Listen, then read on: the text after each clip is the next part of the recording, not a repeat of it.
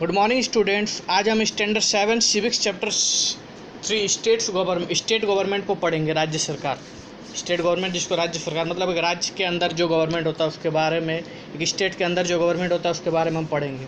इस चैप्टर में सबसे पहले हमको पढ़ना क्या क्या है उसके बारे में हम जान लेते हैं। इस चैप्टर में हमको पढ़ना है स्टेट लेजिस्लेचर के बारे में, composition of state legislature, how laws are made, governor, chief minister और काउंसिल ऑफ मिनिस्टर के बारे में हमको इस चैप्टर में पढ़ना है।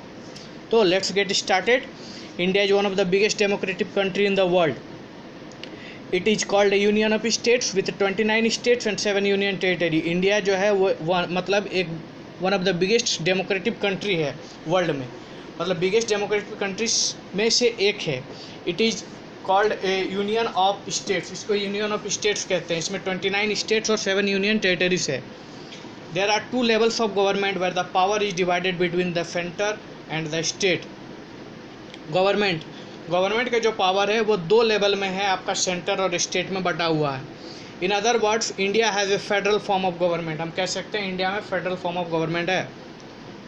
The constitution has distributed the powers and function between two government. हमारा जो संविधान है ये पावर और फंक्शन को 2 गवर्नमेंट में बांट दिए हैं. All over the world the government are made up of 3 organs. पूरे विश्व में गवर्नमेंट जो वो 3 ऑर्गन्स में काम करती है. एक है लेजिस्लेचर, दूसरा एग्जीक्यूटिव और तीसरा जुडिशियरी. तो let us learn more about their powers and function. तो इसके पावर और फंक्शन के बारे में हम पढ़ेंगे. State legislature. Every state has a legislature. Majority of states have a unicameral legislature where they have only 1 house of legislature. हर states में लेजिस्लेचर होता है, लेकिन मेजॉरिटी ऑफ स्टेट्स में क्या होता है, यूनिकैमरल लेजिस्लेचर, जिसमें 1 हाउस ऑफ लेजिस्लेचर होता है. However there are 7 states that have bicameral legislature. लेकिन कुछ हमारे देश में 7 स्टेट्स है जिसमें बाईकैमरल लेजिस्लेचर है, जिसको नेमली लेजिस्लेटिव असेंबली, जिसको विधान परिषद और विधानसभा. लेजिस्लेटिव असेंबली मतलब लेजिस्लेटिव काउंसिल को विधान परिषद और लेजिस्लेटिव असेंबली को विधानसभा कहते हैं. तो सबसे पहले हम पढ़ेंगे composition of state legislature. State legislature का क्या क्या कॉम्पोजिशन है. तो legislative council, the Vidhan Parishad is the permanent house as it can never be dissolve. Vidhan Parishad जो है वो परमानेंट हाउस है. Each member of the Vidhan Parishad have a term of 6 years. 1/3 of its member retire after every 2 years. Vidhansabha में जितने भी member होते हैं उसका कार्यकाल का समय होता है आपका 6 टर्म, मतलब 6 साल तक का उसका कार्यकाल रहता है. और हर 2 साल में 1/3 इसका मेंबर जो है रिटायर कर जाते हैं. तो इसके पहले हम सबसे पहले यहाँ पे दिया हुआ हमको स्टेट मतलब विधानसभा और विधान परिषद के बारे में कुछ यहाँ पे ड्रॉ करके बताया गया है. यहाँ पे हम पढ़ेंगे. Vidhan Sabha legislative assembly not more than 500 member and not less than 60 member. Members are called MLAs. विधानसभा में 500 से ज़्यादा मेंबर नहीं होता है और 60 से कम नहीं होना चाहिए मेंबर, और इसके मेंबर्स को MLA कहते हैं. इसका टर्म होता है 5 साल तक. Vidhan Parishad legislative council 1/3 of the member of the Vidhansabha are not less than 40. 1/3 member जो है वो 40 से कम नहीं होना चाहिए, और मेंबर को इसको MLCS कहते हैं. ठीक है. A permanent house 1/3 of its member retire every 2 years. Permanent house है और इसका 1/3 ऑफ मेंबर एवरी 2 years में रिटायर हो जाता है. अब है कॉम्पोजिशन. द विधान परिषद और the legislative council is the upper house of the state legislative assembly. State legislative assembly का विधान परिषद या लेजिस्लेटिव काउंसिल जो है ये अपर हाउस है. The total number of the member in the legislative council of state can not exceed 1/3 of the total number of member in the legislative assembly of that state. Legislative council का जो 1/3 total number है वो legislative number से ज़्यादा नहीं हो सकता है. However this number can not be less than 40 in any case. और कोई भी हाल में ये 40 से कम नहीं होना चाहिए इसका member. of the total number of member of the legislative council of the states. 1/3 are elected by members, municipalities, district boards and other local authority. इसका जितने भी 1/3 मेंबर जो होते हैं उसको म्यूनिसिपैलिटी से, डिस्ट्रिक्ट बोर्ड से और अदर लोकल अथॉरिटी से चुना जाता है. 1/12 are elected by eligible teachers. इसमें से 1/12 जो है वो एलिजिबल टीचर्स जो होते हैं उनसे 1/3 मेंबर को चुना जाता है। 1/3 are elected by the member of the legislative assembly. 1/3 member इसका जो है लेजिस्लेटिव मेंबर से लिया जाता है। और 1/12 are elected by eligible graduate, और 1/12 जो है एलिजिबल ग्रेजुएट जो रहते हैं उसको इसमें स्थान दिया जाता है। The reminder are nominated by the governor from amongst person have a special knowledge and practical experience in the field of literature, science, art, social service etc. और बाकी जितने भी मेंबर बचते हैं उस मेंबर को गवर्नर चुनता है जिसके अंदर कुछ स्पेशल नॉलेज और प्रैक्टिकल एक्सपीरियंस होता है लिटरेचर के फील्ड में, साइंस के फील्ड में, आर्ट्स के फील्ड में और सोशल सर्विस के फील्ड में। इसके बाद है पढ़ेंगे हम नेक्स्ट मेरा है presiding officer. The members of the legislative assembly choose one person from among themselves as the chairman and another person as the duty chairman to preside over its session। उनके session को चलाने के लिए, कार्यकाल को संभालने के लिए, पूरी तरह से उसको बढ़िया से चलाने के लिए उस वही मेंबर्स में से 2 पर्सन को चुना जाता है। पहला पर्सन को चुना जाता है चेयरमैन और दूसरा पर्सन को चुना जाता है deputy chairman. The chairman and the deputy chairman perform the same function in the legislative council as the speaker and the deputy speaker in the legislative assembly. Chairman और डिप्यूटी चेयरमैन जो रहता है वही काम करता है जो लेजिस्लेटिव असेंबली में स्पीकर और डिप्यूटी स्पीकर करता है। It is their duty to maintain discipline in the house and see that it carries out its function properly. और ये उनका दायित्व रहता है कि उसको मतलब हाउस में डिसिप्लिन को मेंटेन रखना है और बढ़िया से वो प्रॉपर्ली उसको काम करना है उस हाउस को। अब हम पढ़ेंगे लेजिस्लेटिव असेंबली के बारे में। द विधानसभा और legislative assembly is the lower house of the state legislature. ये स्टेट लेजिस्लेचर का लोअर हाउस है। It is compost of representative directly elected by the people from the state constituency. ये state constituency से direct इस members को लोग चुनते हैं, जनता के द्वारा चुना जाता है। They are known as the member of legislative assembly. इसको मेंबर ऑफ लेजिस्लेटिव असेंबली के नाम से जाना जाता है जिसको हम लोग MLA कहते हैं। The Constitution declared that the number of seats in Legislative Assembly cannot be more than 500 or less than 60। हमारा संविधान डिक्लेयर किया है कि लेजिस्लेटिव असेंबली में का जो मेंबर वो 500 से ज़्यादा नहीं होना चाहिए और 60 से कम नहीं होना चाहिए। In addition to the elected members, the governor of the state can nominate one member of the Anglo-Indian community। इसके अलावा इनमें से एक एंग्लो इंडियन कम्युनिटी से मेंबर को चुनना होता है गवर्नर को। If he or she feels that the community is not being adequately represented in the assembly,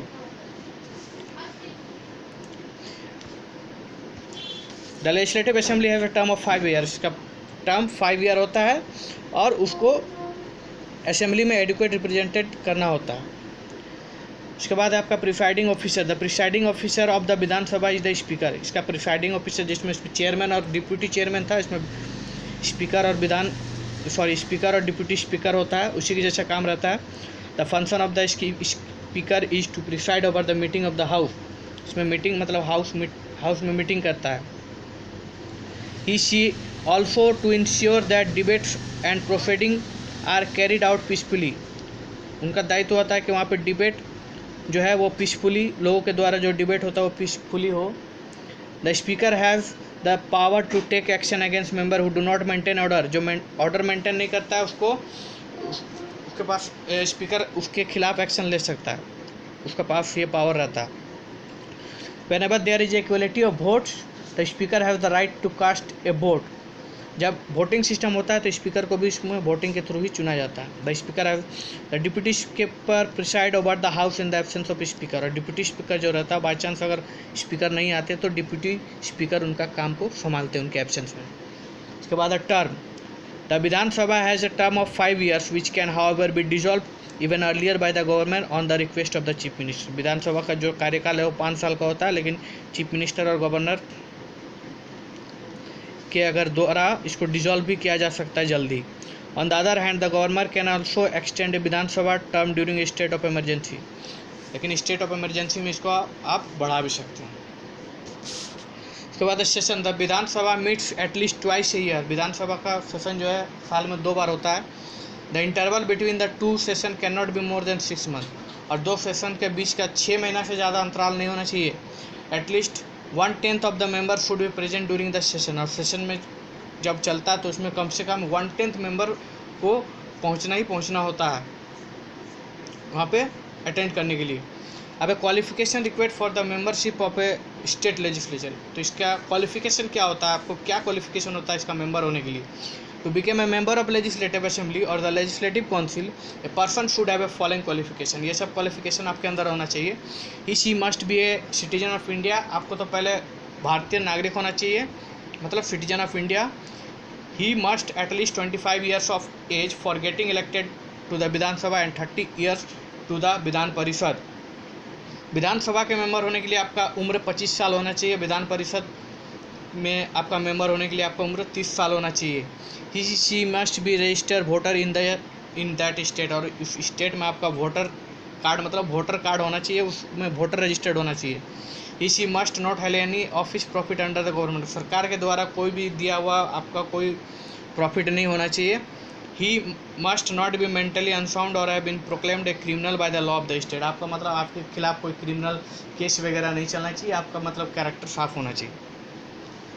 उसके बाद है function of the state legislature. The state legislator looks after the administration of the state and ensure welfare of the people living in the state. State legislature का काम क्या होता है, ये लोगों के वेलफेयर के लिए काम करता है। स्टेट में जितने भी लोग रहते हैं उनके अच्छाई के लिए क्या क्या करना चाहिए, उनकी सुविधाओं के लिए, उनको बस बेसिक नीड्स वगैरह के लिए ये काम करते हैं। Most important function of the state legislature is to make law, सबसे पहला इंपॉर्टेंट उन लोग का फंक्शन है लॉ बनाना, कानून।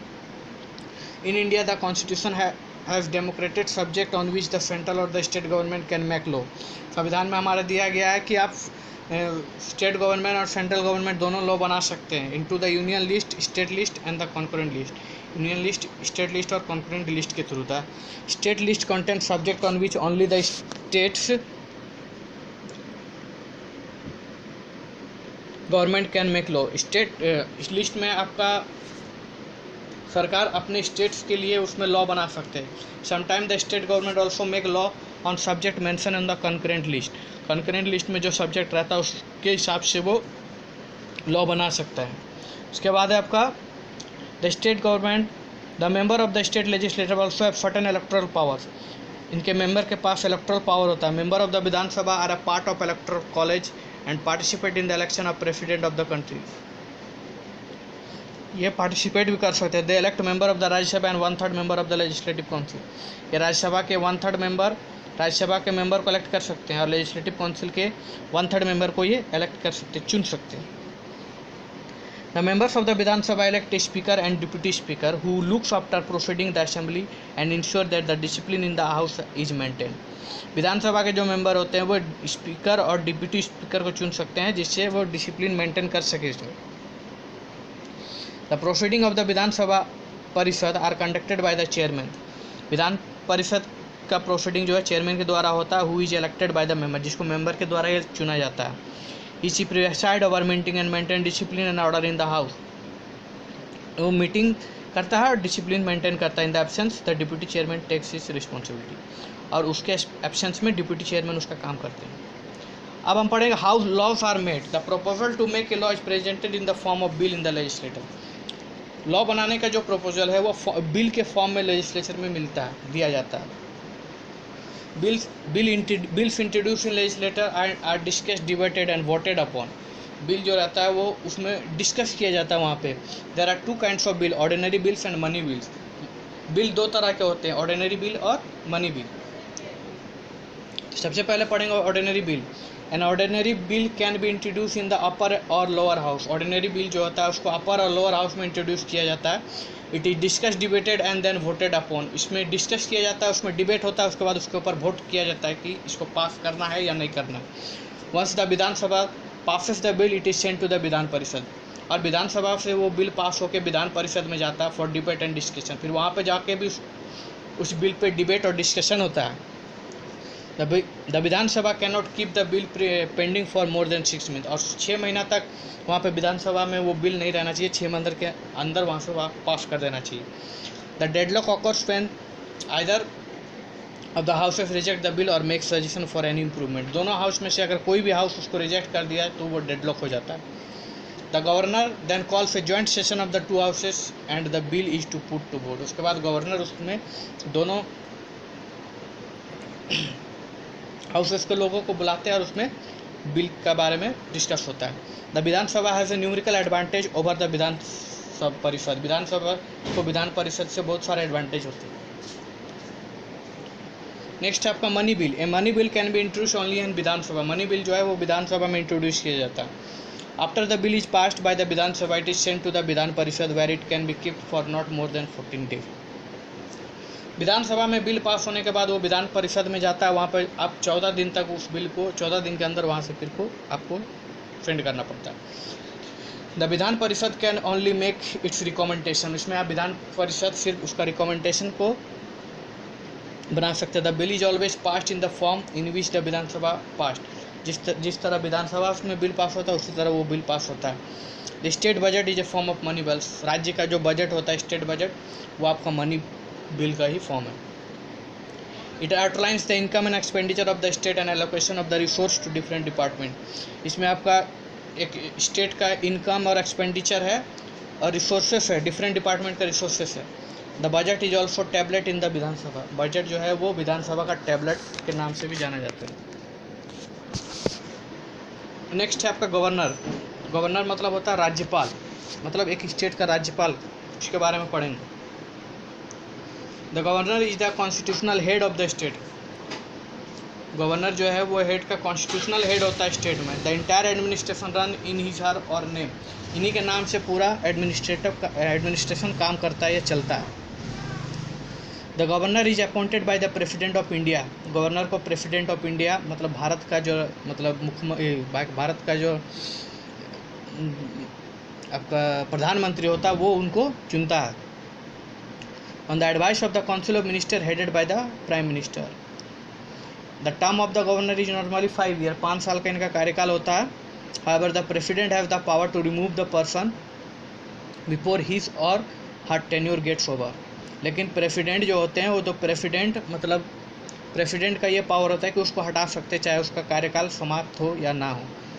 The governor can also be reappointed for another term, या दूसरे काम के लिए भी उनको लगा सकता है। तो क्वालिफिकेशन ऑफ द गवर्नर, आपको गवर्नर होने के लिए क्या क्वालिफिकेशन चाहिए? The governor must be a citizen of India. सबसे पहले आपको भारतीय नागरिक होना चाहिए, सिटीजन ऑफ इंडिया होना चाहिए। ही और she should not be less than 35 years. आपका एज 35 ईयर से कम नहीं होना चाहिए। ही और must not hold any office property, मतलब आपका कोई ऑफिस प्रॉपर्टी नहीं होना चाहिए राज्य सरकार से।